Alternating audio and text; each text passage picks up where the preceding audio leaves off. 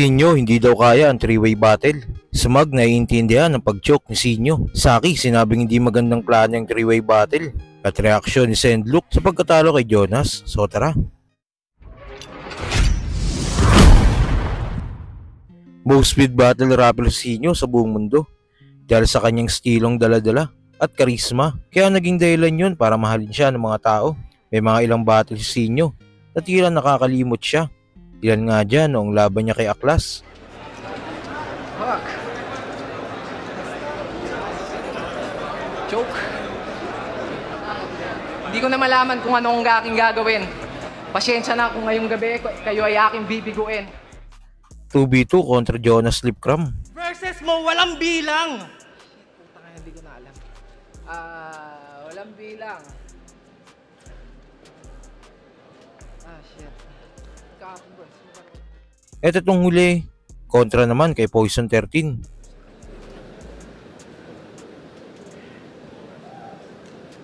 Shit time. Ganun pa man, marami pa ding umiidolo kay Sinyo sa paghamon nga ni Sinyo kay Looney at pagsagot ni Looney na gusto niya ng three-way battle. Maraming mga fans ang nagsabi na masasayang lang ang three-way battle.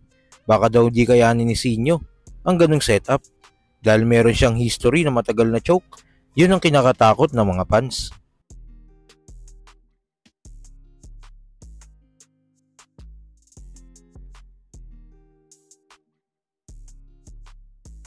Sa kabilang balita naman, maraming ang nadismaya sa laban ni Sinyo kay Poison 13 dahil sa haba ng choke ni Sinyo sa round 3. Crucial ito dahil dikit nga ang dalawang naunang round pero tuluyan ngang bumigay si Sinyo sa round 3. Makikita natin na pilit inihugot ni Sinyo ang linya niya.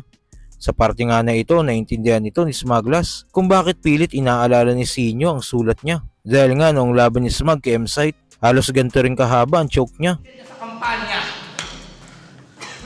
Utakita mo. Wala ka?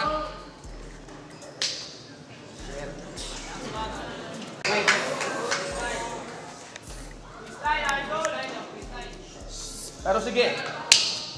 Isa ka lang pasikat. Isa ka lang masyado pasikat. Isa ka lang atat na mat. Putangin na mo.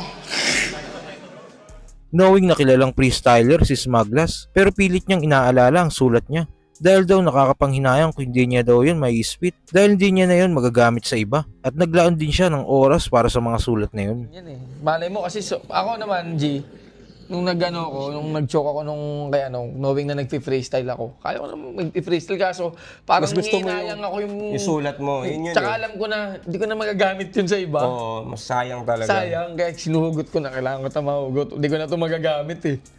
Tsaka lang nangyari sa akin kay M-Site, yung ganyang style na nag-choke. Ako talagang ipay ko, sayang yung letra. Kailangan ko makuha. Kahit kaya kong i-freestyle sa'yo. Yaman. Tsaka pag excited ka kasi sa tsaka material mo. Tsaka nire-respeto ko yung material na parang yun nga, excited ka dun. pagkakagawa ko sa'yo eh. Pinulido kita eh, hindi lang kita na-memorize. Kasi i-give up mo lang, alam mo naman na kaya mo mag-freestyle anytime eh. Mismo. Yun yung nagsakit ko noon eh. Nangyari sa akin din yan. Siguro naman alam niya, siguro may material talaga siyang dyan. Galing choke eh, no? Sa kanin. G, Doon pa. G, ang daming ganyang sumpa. Ang dami ko napanood na ganyan. May mga nag-choke na ang linya nila. Sakto doon. Sakto doon. At di ba nawala kay, Basta nawala siya. Sino ba yung pinanood kong gano'n? Tangin na ironic kung sinasabi niya. Nag-choke siya kay At nung na-choke kay ang daming gano'n eh. Pinaglaruan ka ng battle rap gods, no? Oo, may gano'n minsan eh, no? Sa kabilang balita pa, mainit nga ang usapin sa three-way battle na binanggit ni Looney na Looney vs Moth vs Sinyo. Bilang battle rap fans, magandang mangyari ito dahil puro idolo ang tatlong ito. Pero ayon nga kay Saki, parang di magandang idea ang three-way battle dahil hindi daw makaka 100% ang isang battle MC dahil dalawang tao ang pinaghahandaan niya. Dagdag pa ni Saki, mas maganda daw mangyari ngayong taon ang Moth vs Looney. Pero para sa akin lang, ayoko siyang maging three-way. Alam niyo kung bakit? Pag three-way, apektado yung quality, hindi yan sila todo. Ano yan? Mid. Tingnan niyo yung tignan niyo yung Tipsy, Fruz, M-Site. Parang hindi ganun ka super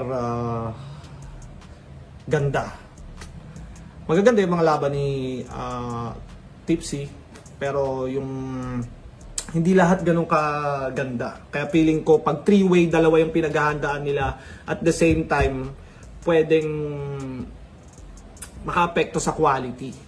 Ang mas gusto ko, ngayong ahon, day 2 or day 1, Looney versus Mot.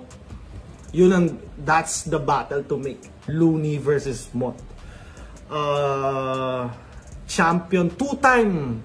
Hindi. Isa buhay champ plus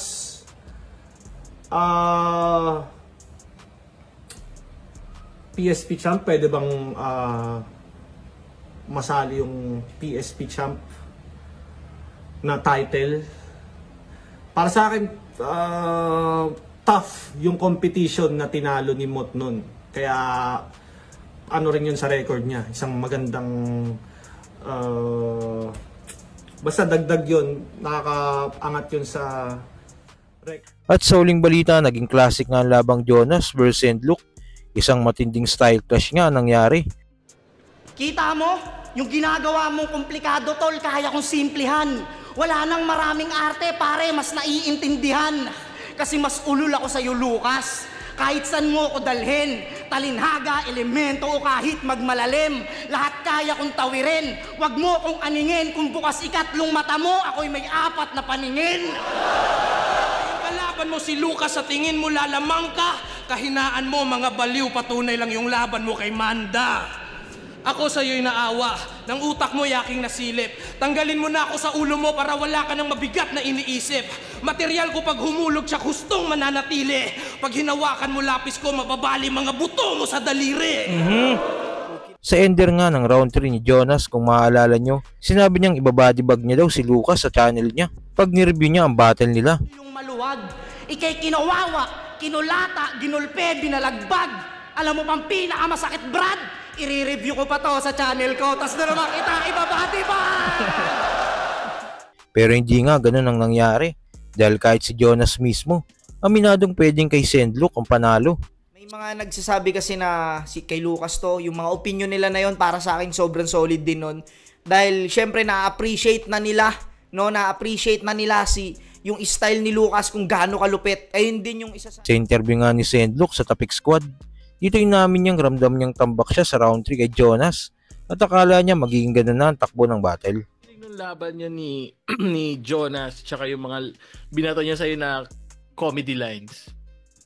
Parang before pa ng battle, parang alam ko na naman na yun yung gagawin niya. Nasa isip ko nga nung round 1, parang body bag ako hanggang dulo eh. Buti hindi, nakakagbawi ako konti. Pero ayun, masaya.